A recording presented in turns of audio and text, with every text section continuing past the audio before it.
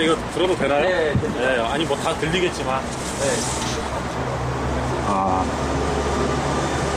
네, 안녕하십니까. 저희는 한국작가회의라고 우리나라에 크게 문인단체가 한국문인협회하고 한국작가회의가 있는데 법, 진보 성향의 대표적인 작가단체 회원들이고요.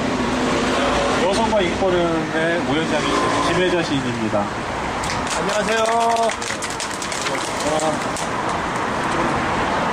자유실천위원회 부위원장인 송기혁 작가입니다. 안녕하세요. 전태일문학상으로 등단했고 요즘은 주로 르포집을 여러 번 냈습니다. 저는 자유실천위원회 부위원장이고요. 시스는 문복만이라고 합니다. 반갑습니다. 2000일 거의 다 돼가죠. 그래서 저도 지나가다 많이 이렇게 보고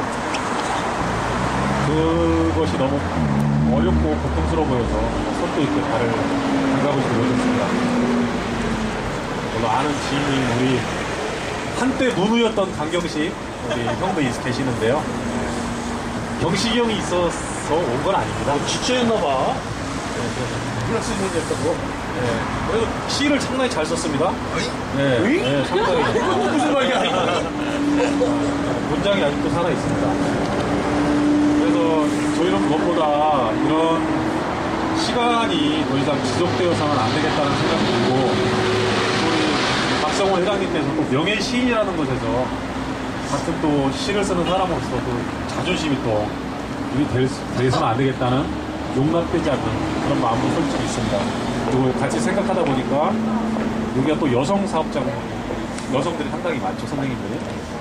물론 지금 투쟁에 참여하든 안 하든 과거에 그런 분들이 다수가 하셨다가 지금도 여전히 현장에서는 그런 여성 선생님들이 상당히 많으실 텐데 여성과 인권위에서는 또 그런 문제에 대해서 특수고용주 노동자들에 대해서 또 큰 관점으로 재능 문제를 또 바라보면서 함께 해야 되겠다 이런 것이 서로 의기투합이 돼서 오늘 약소한 자리일 수밖에 없다는 걸 알고 저희가 이제 이 행사의 이후에 이제 주관자들이거든요. 그러다 보니까 우리가 먼저 총대를 내자. 그래서 이 시간을 서로 이렇게 교우하고 이렇게 방담을 나누는 그런 시간으로 좀 만들어 보려고 합니다.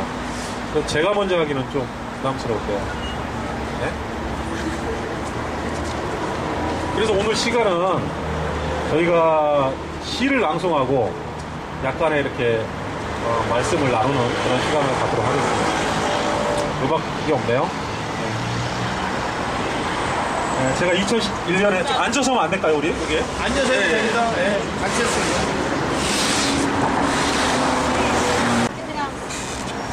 저 시낭송 할게요. 예, 아직은 저항의 나이라는 제 시가 있습니다. 예, 복귀해보니까 2001년 12월 겨울에 쓴 시네요. 제가 33살 때 쓴 시입니다. 아직은 저항의 나이, 문동만. 눈꽃, 너는 피어라. 나는 내 안에 치마. 그래도 울지 않으리. 이마 위에 아이 눈썹만한 눈 이파리. 예수가 죽어간 나이. 시인이 요절한 나이. 초월하지도 못했네. 순응하지도 않았네. 아직은 저항의 나이. 내가 쓴 길도 내가 지운 길도 덮고야마는 단호한 눈발이여. 앞선 발자국 하나 없이 내 흔적을 남겨서 당신에게 가야 하네. 눈꽃 피는데 당신에게 닿기도 전에 눈꽃만 피는데 우두둑 솔가지 부러지고 나는 먹먹한 눈물 한 방울로 되지 않는 길을 녹이네.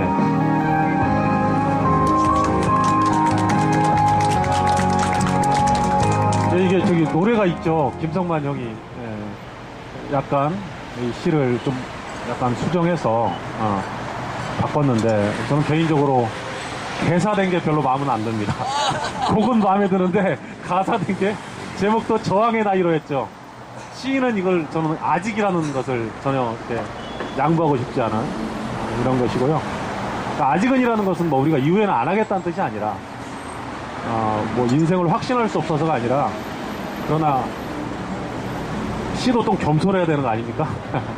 그래서 저항의 나이가 언제까지냐고 그렇게 물어보는데, 저는 나이가 70대도 우리 와이프와 아이들에게 저항을 할 겁니다. 그래서 제 삶을, 제 주관을 찾을 거고요. 그러니까 저항이라는 것은 뭐 꼭 이런 나의 적대적 계급이거나 혹은 싸우는 대상과 있는 건 저항은 아닐 겁니다. 제 자신과도 저항을 해야 될 것이고요. 아마도 그러리라고 보고, 이 시를 쓴 게 겨울인데 저도 지금도 공구 가방 메고 일하는 노동자인데요.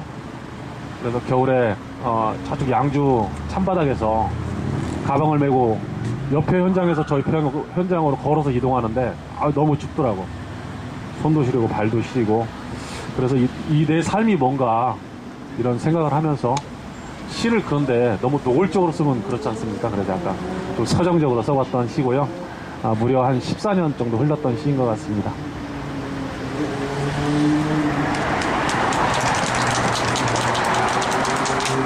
이제 최근에 쓴 시 한 편 낭송하고 저는 들어가겠습니다. 이건 저기 대한문 앞에서 4월에 그때 노나매기하고 작가이랑 같이 행사할 때, 문화 집회할 때 낭송했던 시인데 좀 깁니다. 빨리 읽겠습니다. 신창세기 대한문 편, 문동만. 사람을 뽑고 꽃을 심으니 보시기에 좋았다.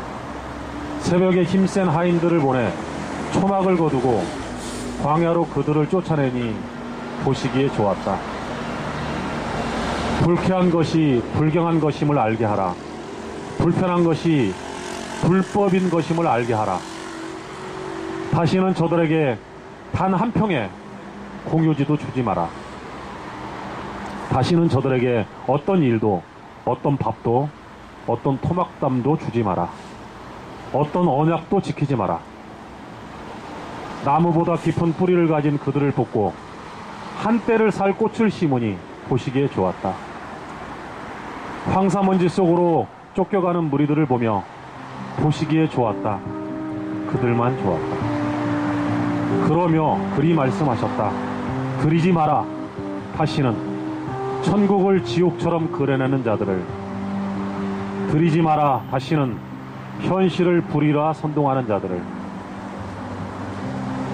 잠시간 동사는 고요하였다. 비루한 분노와 아우성이 사라져 좋았다. 버릇없이 펄럭이는 깃발이 사라져 좋았다. 자, 보아라. 짐승은 부리를 먹지 않는다. 어떤 꽃두레에도 순종하나니 얼마나 선하냐. 저기 부리를 함께 먹어 없애겠다는 망상의 무리가 있다. 그러니 알게 하라.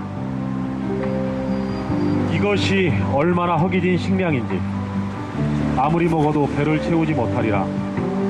이 동산의 고고함을, 이 체제의 완고함을 법치에 꽃물을 들여 더 세련되게 목가적으로 은유화하라. 사람을 뽑고 꽃을 심으니 보시기에 좋았다. 그분은 하도 좋아서 다시 사람들을 보내 그 꽃밭을 지키게 하고 아무도 그 밭에 들이지 못하게 하셨다. 네, 다음은 이제 무슨 말씀인지 좀 아시겠죠? 꽃밭에 대한 대한민국 농부장 얘기를 다뤄봤고요. 다음은 우리 송기혁 총각입니다. 제가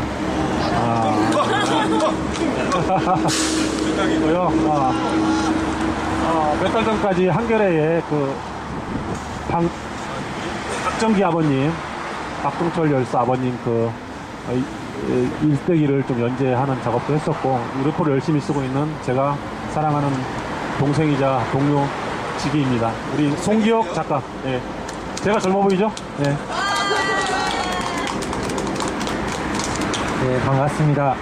좀 오세요. 네.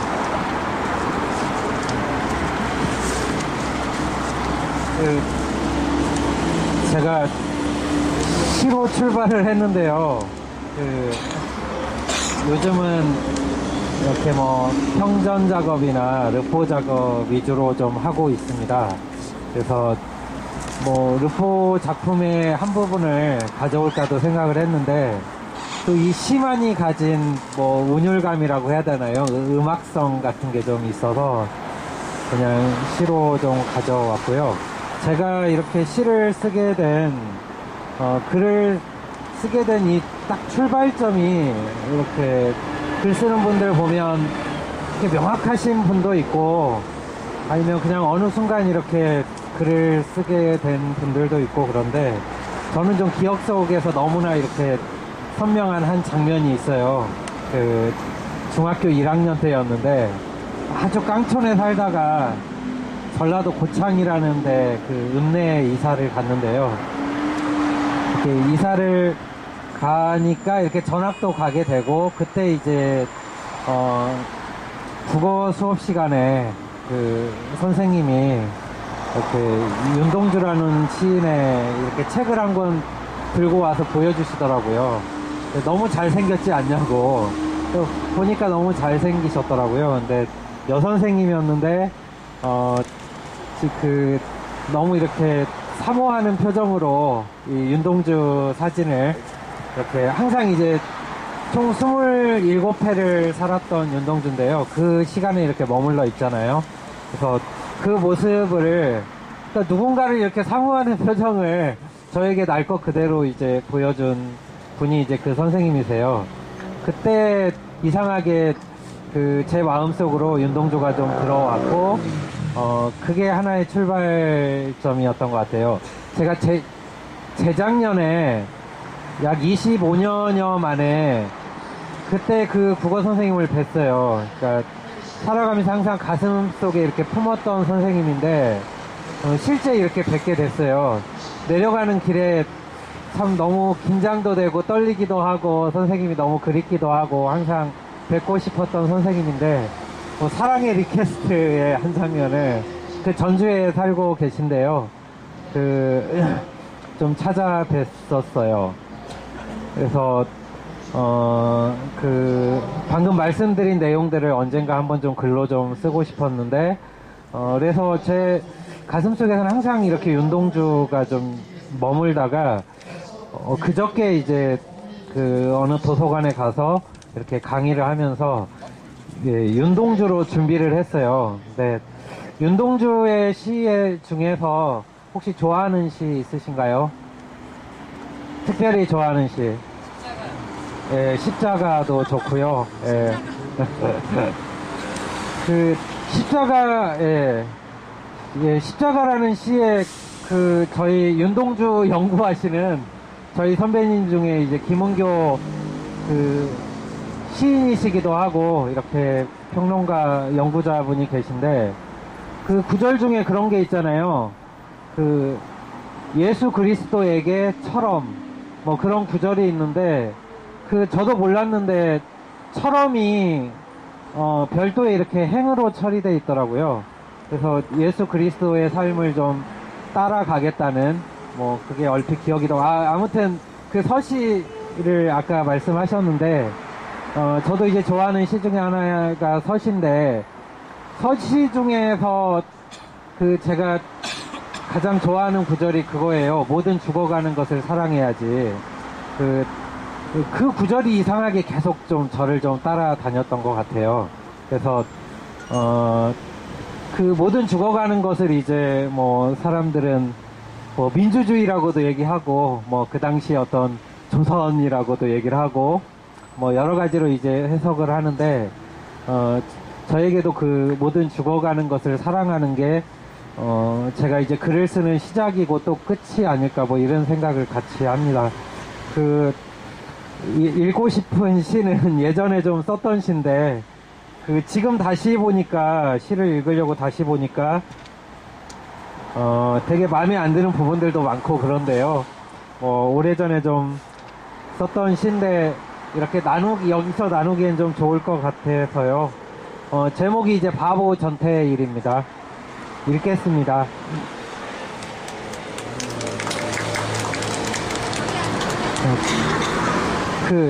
감이 이제 전태일의 오래전에 마음속으로 감이 한번 들어가 봐서 좀 썼던 건데, 그래서 더 좀 이 시를 읽기가 좀 두렵기도 했었는데요.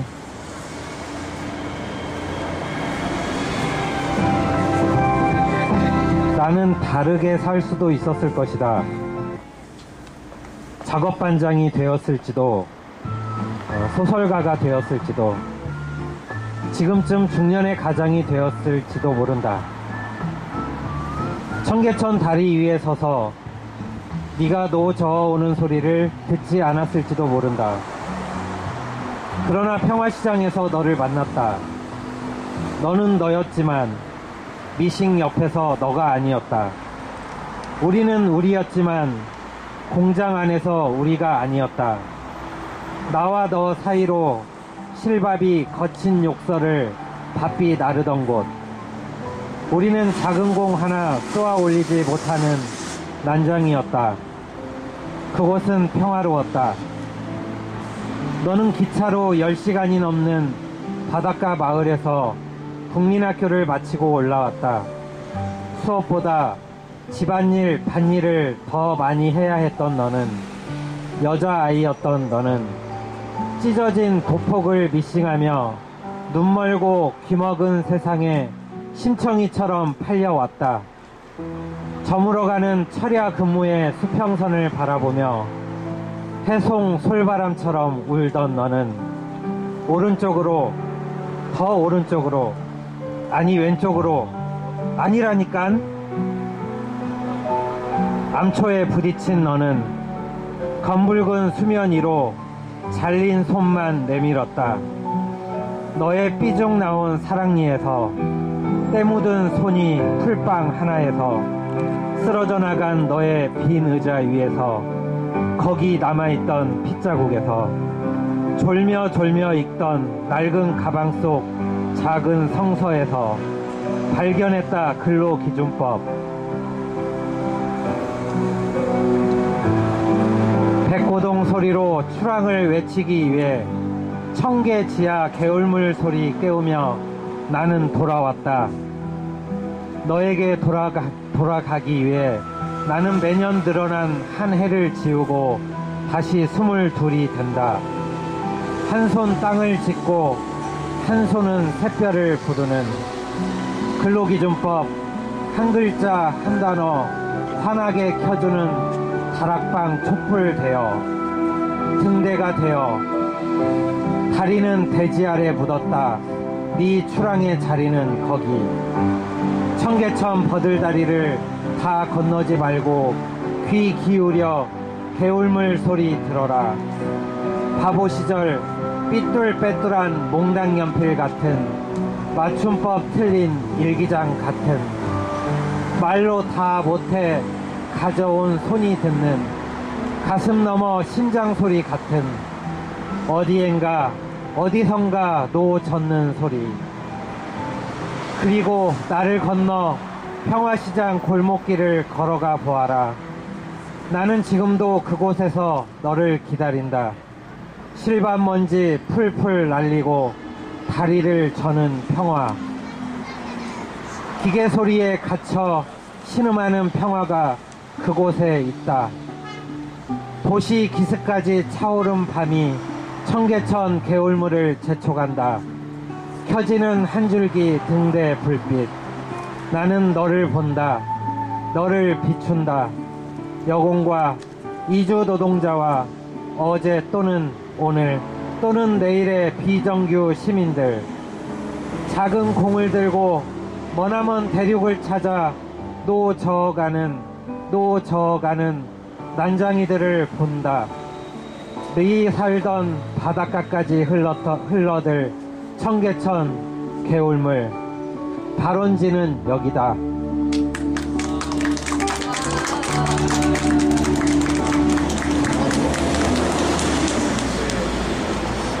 예, 다음으로 김혜자 시인이시고요. 항상 뵈면은 마음이 힐링이 되는 분이에요. 예, 영혼까지 힐링시키는 시인 김혜자 초대하겠습니다.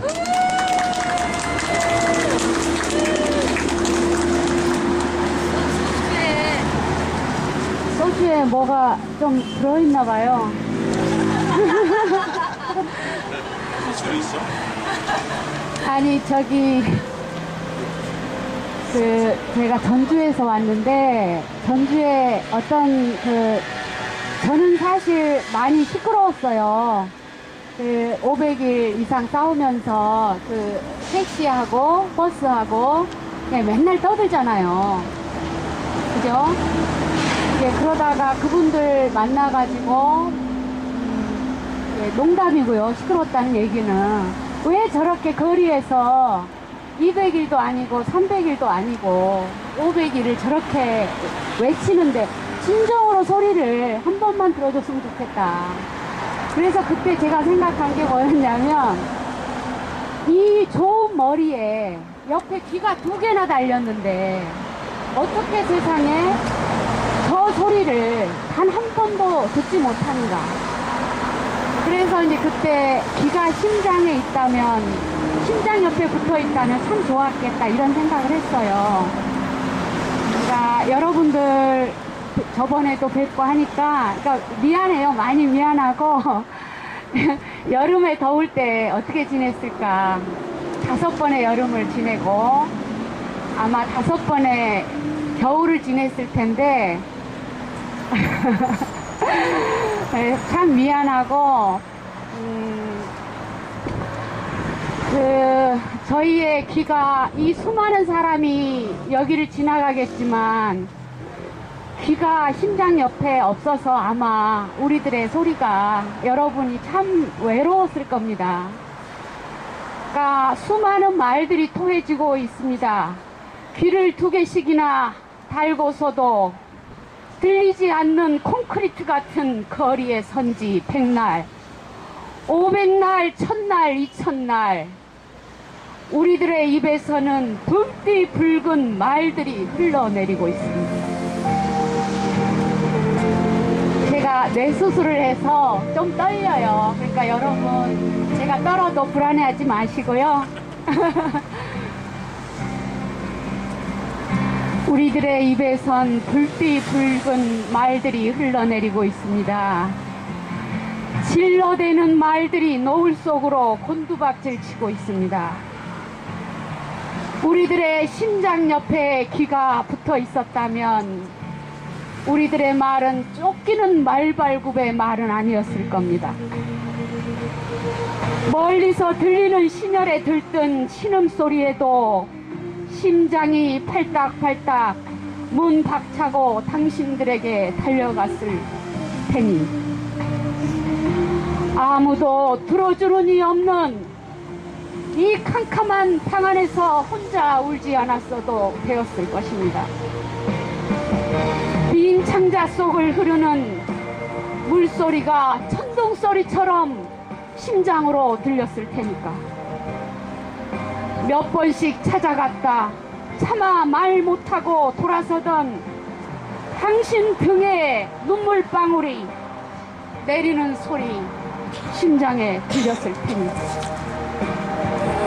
고프다 아프단 말은 차마 필요가 없었을 것입니다.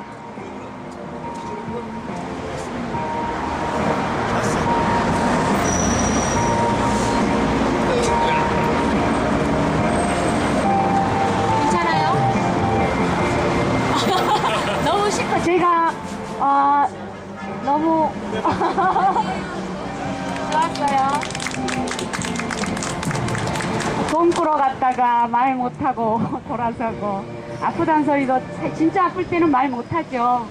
정말 말 못하죠. 그런 날 타인들이 모르죠. 저도 모릅니다. 저도 미싱을 했고 윤 선생이라고 학습지 배달을 했습니다. 옛날에 애기 키우면서 했고 우리 신랑은 우유 배달을 했어요. 특수고용직이라고 보험도 안 되고 돈은 없는데 100만원 꼬갖고 미리 내고 그랬었는데 사실은 자기 문제가 아니면 모든 세상의 것들을 자기 문제로 들으면 아마 50년 가까이 살기 어려울 겁니다. 아마 그래서 하나님이 길을 심장에서 멀리 떼어날지 모르지만 어떤 해결이 아니고 그런 어떤 말도 못하는 그런 마음. 저는 세상이 스마트폰도 있고 기술도 좋아지고 우리나라가 뭐 어떤 부분은 사위라고 그러는데 저는 불순 세력처럼 안 생겼죠. 근데 그래요? 근데 저는 이 세상이 별로 진보한 것 같지 않아요. 애들이 너무 많이 아프고 일단 사람들의 말을 듣는 세상이 아닙니다. 그리고 너무 마음은 불안하고 스트레스는 많고 100년 살면 못합니까? 나는 100년 살고 싶지 않아요. 마음 편하게 그러니까 친구들하고 같이 행복하게 정말 눈을 마주치면서 얘기하고 나는 그런 세상이 됐으면 좋겠는데 제가 뇌 수술을 하고 이 시끄러운 투쟁이 많은 서울을 도망가서 딸내미 밥 해주면서 4년을 살았습니다. 그런데 세상이 저같이 반밖에 육체를 쓸 수 없는 사람이 자주 거리를 너무너무 미안해하면서 찾아올 수밖에 없는 세상입니다. 그래서 인천을 옛날에 어진 곳이다. 그래서 어진내라고 불렀다고 해요. 20년 전에 제가 노동자로 똑같이 살았는데 여전히 그 자리에 그 친구들이 저보다 더 아픈 친구들이 있어요. 시 하나 낭송하겠습니다. 어진내 두고 온 나 지금도 청천동 콘크리트 건물 밖에는 플러그가 뽑힌 채 장대 위에 적고 있는 도요타와 미파와 브라더 신가 미싱들이 있다. 나오다 안 나오다 끝내 끊긴 황달든 월급 봉투들, 무짠지와 미역냉국으로 빈 봉지를 우적우적 채우고 있다. 얼어붙은 시래기 걸려있는 담기고 굽이 도는 골목 끝, 아득하고 고운 옛날 어진내라 불리던 인천 갈산동 그 쪽방에는 연탄보다 번개탄을 더 많이 사는 어린 소녀가 살고 있다. 야근을 마치고 돌아오면 늘 먼저 잠들어 있는 연탄불과 활활 타오르다 골아떨어지는 등 굽은 한 대짬이 있다. 삼산동 가장자리에 앉혀진 그 붉은 벽돌집에는 아직도 비틀대는 깨진 유리창과 미친 칼을 피해 옆방으로 도망친 늙은 애비와 피 묻은 넌쟁구와 선홍색의 유리로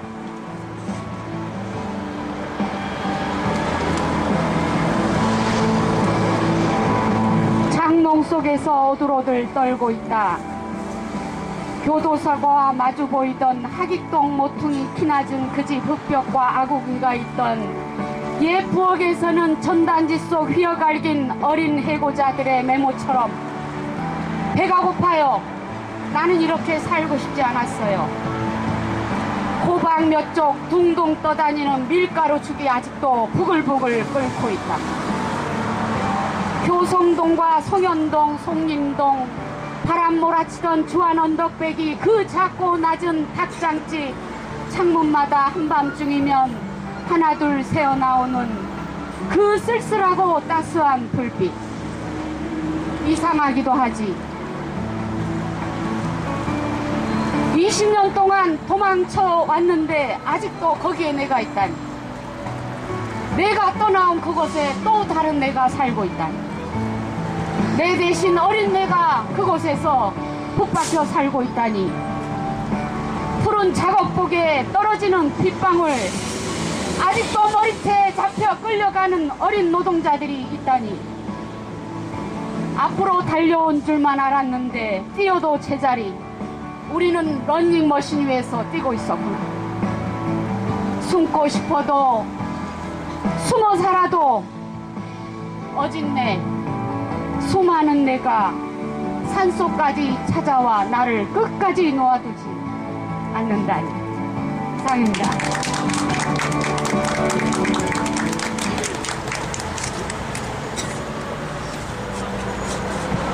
예, 기가 많이 새하셨죠. 이거 하시면서 되게 힘드셨을 것 같아요, 지금.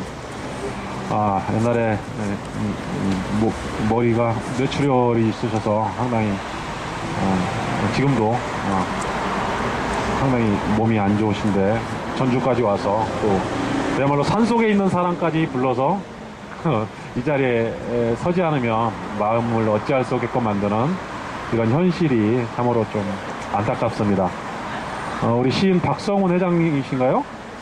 성훈 씨죠? 나 박성훈으로 검색했는데 안 나오는 거예요. 그래서 보니까 박성훈이더라고요.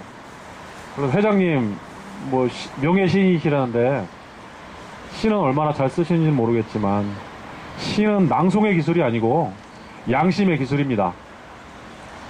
김수영 시인이 그랬죠. 양심의 기술이라고. 시는 창작의 기술도 아니고 그 전에 양심의 기술이고 근본적인 의미에서는 휴머니즘이죠. 여기 있는 사람과 그리고 이 사물들을 따뜻하고 뜨겁게 바라보고 살갑게 품어주는 것이 진정한 시가 아닐까 싶은데 우리 회장님은 시를 기술로만, 형식적 기술만 생각하시나 봅니다. 저는 우리 작가들은 이런 시의 잣대와도 또 싸워야 되는 문제가 있습니다. 그래서 오히려 이 재능 문제가 저렇게 페북에 올려보면 오히려 시인들이 또 공분하기도 하고 명예 시인이라는 것에서 잘 못 참아하는 것 같아요. 시인은 이러면 안 된다는 시인은 어떤 이 지상에 약자와 함께하는 사람들이라는 것은 뭐 보통 초등학생들도 그렇게 생각하는 상식들이 있는데 이런 것을 저희 한국 작가회와 리얼리스트 백 그리고 동화 쓰는 더 작가라는 그런 우리 작가들이 글 쓰는 사람들이 이 재능 문제에 뭐 언제까지라고 시안을 못 박을 수는 없지만 이 자리에 책도 모아서 이 총탄문고도 좀 만들어 볼 생각입니다. 그래서 같이 하기로 그래서 회원들한테 메일도 보내서 작가들이 서명한 책도 보내주시고 또 이 자리에 매주가 아닌 격주로 이렇게 몇 분이라도 찾아오셔서 여러분과 함께 문화행사에 합류해서 이야기도 나누고 신앙송도 하는 그런 시간을 갖도록 하고 무엇보다 이것이 뭔가 사회적으로 여론화되고 환기되어서 여러분들이 원하시는 싸움이 승리가 없죠. 결국 많은 사람들이 떨어져 가는 건데 제자리로 그나마 몇 분이 가시는 것일 텐데 참 승리도 아닌 것들이 이렇게 힘들까요? 그래서 안타깝지만 그렇게 될 수 있도록 저희들 미력한 힘이나마 해결하는 마음이 아니고 응원하는 마음으로 함께 서겠습니다. 첫 시간 부족했지만 다음에는 이보다 더 잘한다는 보장은 없습니다. 우리들 마음보다 더 뜨거운 사람이 앞으로 많지 않을지도 모릅니다. 그러나 이 자리에 그런 작가들이 오시고 함께 하는 것이 중요하다고 생각을 하고요. 여러분 그러나 늘 힘내시고 마음속에서는 늘 행복하십시오. 이상입니다. 감사합니다.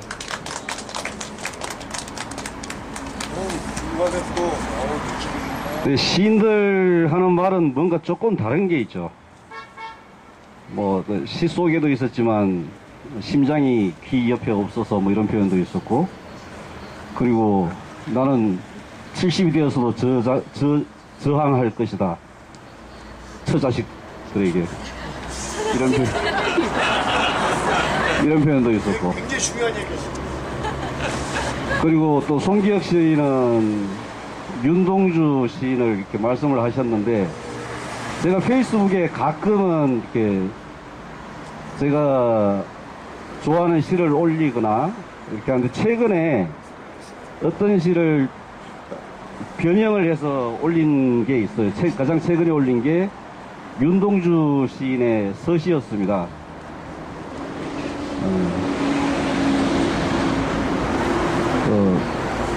바꿔서 별을 해는 마음으로 모든 죽어가는 것들을 사랑해야지. 사랑한다. 민주노총. 뭐야?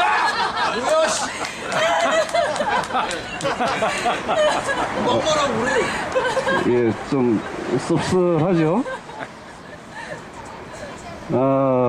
이 자리가 언젠가부터 그 문학과 예술의 향기가 넘치는 그런 자리가 된 것 같아요. 오늘 세 분의 시인이 오셨고 또 한 분의 시인이 더 오셨습니다. 아마 해화동 55-5번지가 새로운 르네상스의 그 2차 발상지가 되지 않을까 이런 생각도 듭니다. 말하면은 소개 안 해줘? 기다려보고요. 오늘 어땠습니까? 예, 뭐 귀로 듣는 향기, 뭐 코로 맡는 향기도 있고 참 향기로운 그런 시간이었습니다. 다시 한번 새 작가분들께 큰 박수 부탁드리겠습니다.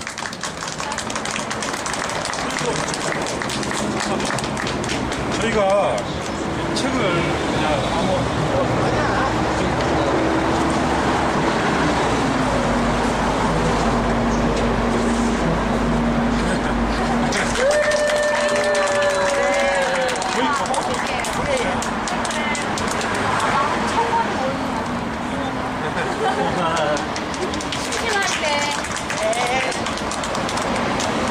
예, 그리고 지금 좀 안타까운 게 그 종탑에 이 소리가 안 들릴 거예요. 잘, 그죠? 잘이 아니고 전혀 안 들릴 거예요. 지금 저 두 여성 동지 중에 또 한 동지는 좀 올라가서 저기 있다고 해서 시간이 그렇게 많은 건 아니에요. 뭐 글 써야 될 것들 많고 페이스북 이런 것들 계속하고 소식 전해야 되고, 그런데 그 중에 한 동지는 시집을 계속 읽고 있다고 해요. 소설 같은 경우에는 좀 이렇게 길게 연결이 되니까 그게 잘 안 들어오고, 단편의 시들이 절절히 와닿는다고 하면서 시집을 열심히 읽고 있고, 그렇다고 해서 제가 저도 가방에 시집 한두 권씩은 항상 이렇게 들어있기도 하거든요. 그래서 한 권을 이렇게 빌려줬어요. 내려올 때 갚으라고. 예. 안 되셔서 안타까운데, 지금 또 공연도 남아있고, 지금 또 공연하고 있죠? 아까 또 퍼포먼스도 한번 보여주시고. 자, 이어서 시로 한 번 더 가보죠. 오늘 오전에도 다녀가셨어요. 그 종탑에 올릴 밥을 싸가지고 다녀가셨어요. 매주 몇 차례씩 이렇게 연대를 해주시는 김홍춘 시인 모시고 시의 향기를 좀 더 맡아보도록 하겠습니다. 안녕하십니까, 김홍춘입니다. 아니, 저보다 더 시적인 이야기를 앞에서 많이 해주셔가지고요. 저는 등단을 한 지 이제 만 2년이 되는 시를 쓴 사람이고요. 저는 진정한 시와 문학은 거리에서 생생한 삶의 현장에서, 투쟁 현장에서 엮어지는 것이라고 생각을 합니다.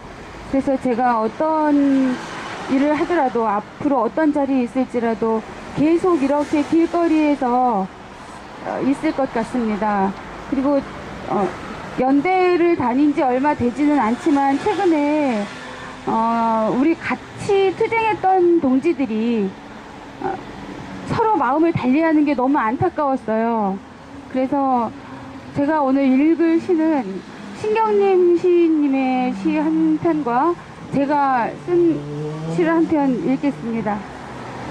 저도 이따가 한 잔 주세요. 동해바다. 신경님. 친구가 원수보다 더 미워지는 날이 많다. 티끌만한 잘못이 맷방석만하게, 동산만하게 커 보이는 때가 많다. 그래서 세상이 어지러울수록 남에게는 엄격해지고 내게는 너그러워지는가 보다. 돌처럼 자라지고 굳어지나 보다. 멀리 동해바다를 내려다보며 생각한다. 널따란 바다처럼 너그러워질 수는 없을까? 깊고 짙푸른 바다처럼 감싸고 끌어안고 받아들일 수는 없을까? 스스로 억센 파도로 다스리면서 제 몸은 맵고 모진 매로 채찍질하면서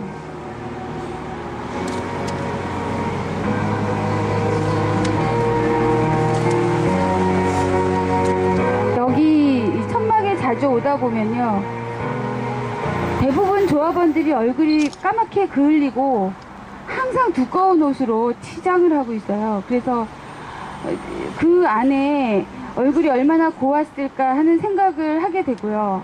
길거리에서 몇 년을 시달리면서 얼마나 힘들었을까 하는 게 얼굴에 그대로 나타납니다. 그래서 제가 어느 날 밤에 쓴 시를 읽겠습니다.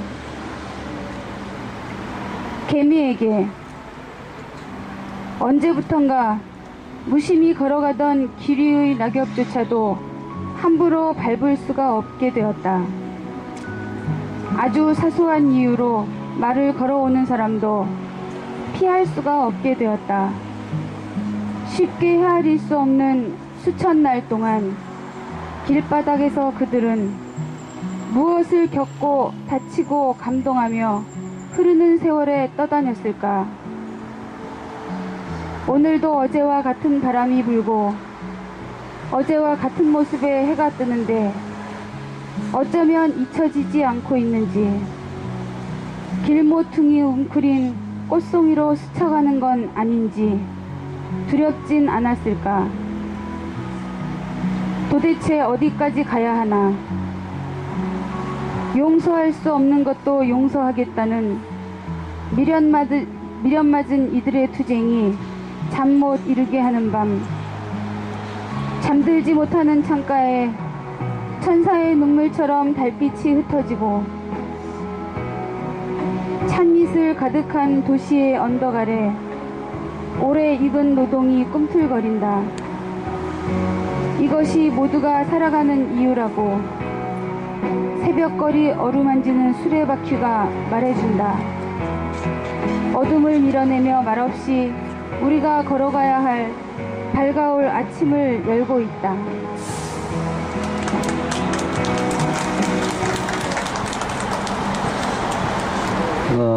지금 이 자리에서 낭송한 네 분의 시인 말고도 또 오전 집회 때 우유빛깔 오수영, 우유빛깔 여민이에게 바치는 시를 또 서비 회원 박모구 동지가 또 낭송을 해주셨어요. 오늘 뭐 밤낮으로 시가 넘쳐납니다. 김수영 시인이 했던 말처럼 시가 넘쳐나야 양심이 넘치는 그런 세상이 좋은 시가, 이런 명예시인 말고 좋은 시가, 또 그런 시가 필요한 세상이라는 게 좀 무슨 있긴 있네. 또 가만히 생각해 보니까 또 세상이 좋아진다고 해서 또 시가 없어지는 건 또 아니겠죠. 예, 이런 양심을 전하는 시들이 많이 필요한 세상이고, 그런 시가 넘쳐나야 이 세상에 양심이 좀 넘쳐나지 않을까 하는 생각을 해봅니다. 그리고 예, 마지막 공연이 될 텐데요. 서울 여성회 회원들이 준비한 공연이 있습니다. 서울 여성회 회원이라고 어떤 남성 동지가 자기를 소개해 주셨는데 젠더가 좀 궁금합니다. 자, 박수는 좀 크게 쳐도 될 것 같아요. 사도 생생단이고 이런데 큰 박수로 모시겠습니다.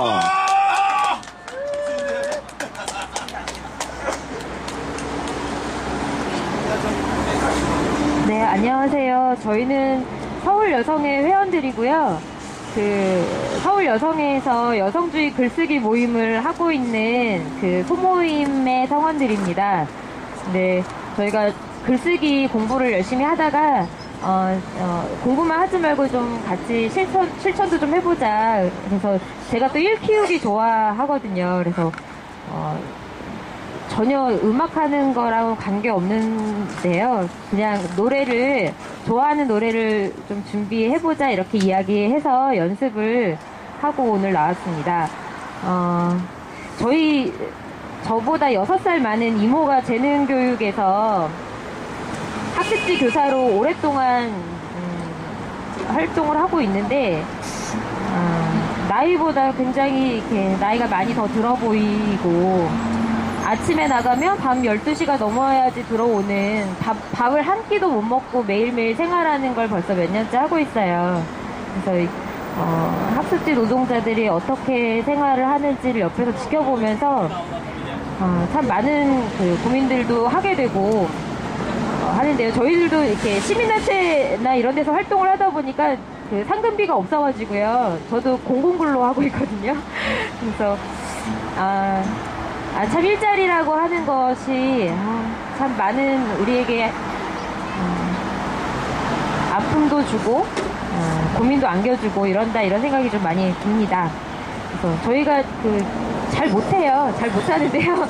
그냥 저희는 그 즐거운 마음으로 준비해봤습니다. 주르고 나서 잘한다? 네, 아니에요. 저희 첫 번째 곡은요. 그 버스커의 벚꽃 엔딩을 네.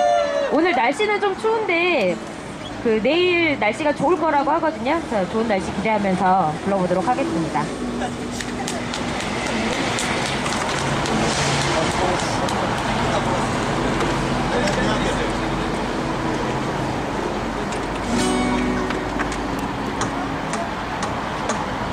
그대여 그대여 그대여 그대여 그대여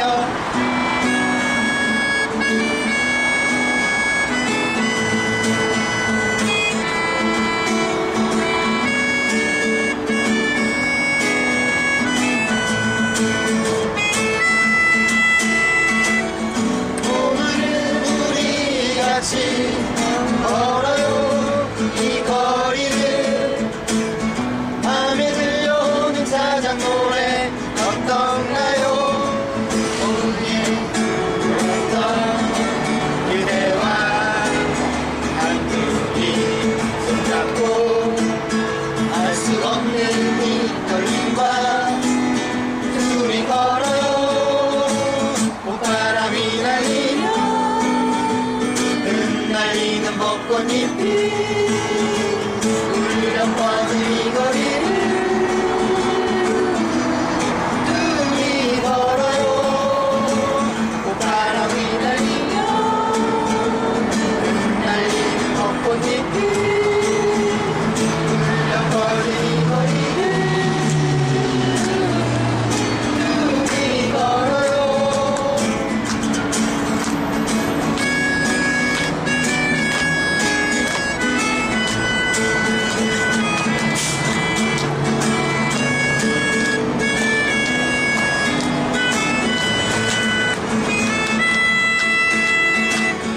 그대여 우리 이제 손잡아요 이 거리에 마치 들려오는 사랑 노래 어떤가요 오예 사랑하는 그대와 한둘이 손잡고 알 수 없는 이 거리를 둘이 걸어요 봄바람이 날리며 흩날리는 벚꽃잎이 울려 퍼진 이 거리를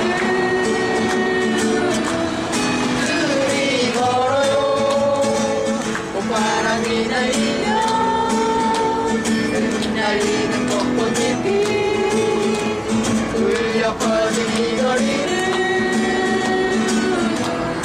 둘이 걸어요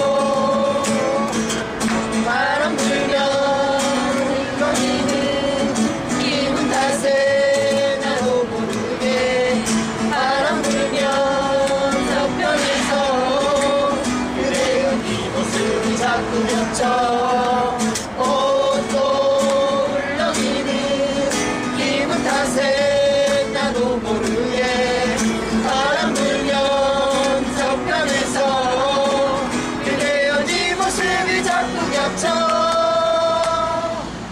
사랑하는 동기들이만큼요 함께하는 친구들이 많아요 흩날리는 봄바람만큼요 좋아요. 봄바람이 날리면 흩날리는 벚꽃잎이 울려 퍼질 이 거리를 둘이 걸어요. 봄바람이 날리면 흩날리는 벚꽃잎이 울려 퍼질 이 거리를 둘이 걸어요. 그대여 그대여 그대여 그대여 그대여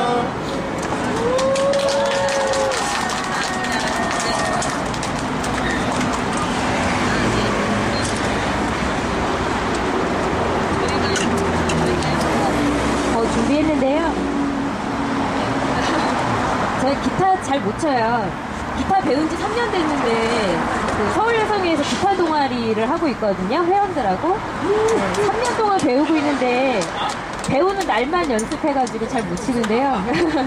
네, 그래도 기타 모임 처음 시작하면서부터 꿈이 꼭 기타 동아리 회원들하고 같이 재능 투쟁 현장 이렇게 장기적으로 투쟁하고 계신 현장에 꼭 와서 우리 공연하자 이런 목표를 가지고 했는데 오늘 좀 드디어 오늘 하게 됐어요.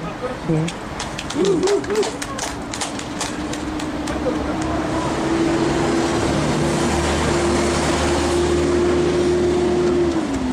행복을 주는 사람이거든요. 아시는 분 있으세요?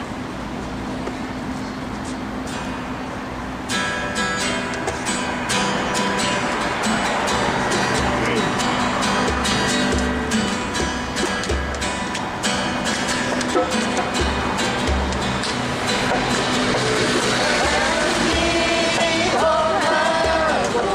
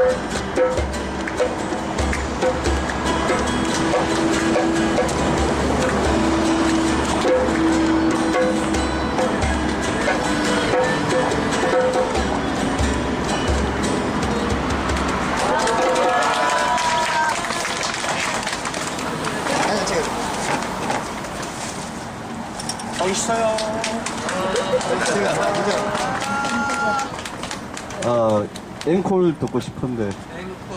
여수 밤바다 이런 거 하면 되게 잘할 것 같지 않아요? 그죠? 여수 밤바다 되나요?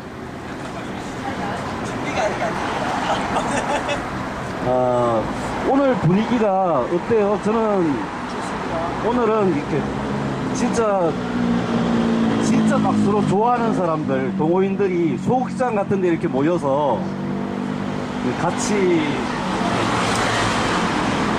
관객, 뭐 공연자 따로 없이 이제 같이 노는 그런 자리인 것 같은 그런 느낌이 들어요.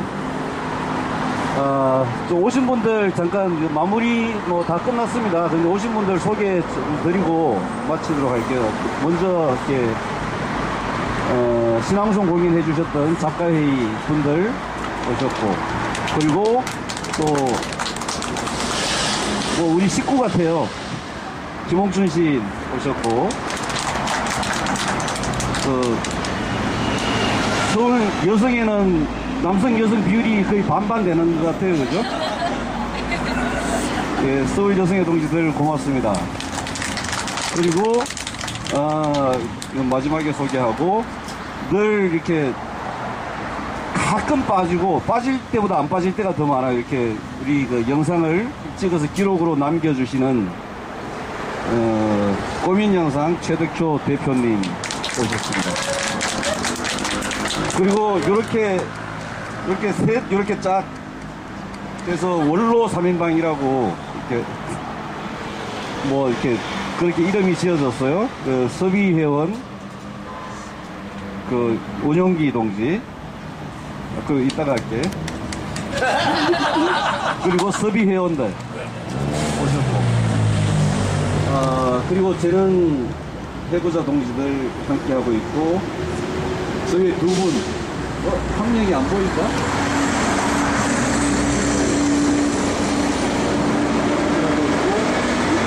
오늘 문화제 하는 동안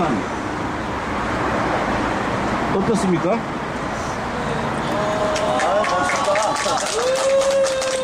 술 한잔 딱 마시고 시작해서 끝날 때 되니까 이게 완성이 돼. 취하선 아주 취하선. 자, 우리 유재훈 화백 큰 박수 한번 부탁드립니다. 내일 2시에 오세요. 내일 만화강의 합니다. 네? 내일 2시에 오세요. 안녕하세요.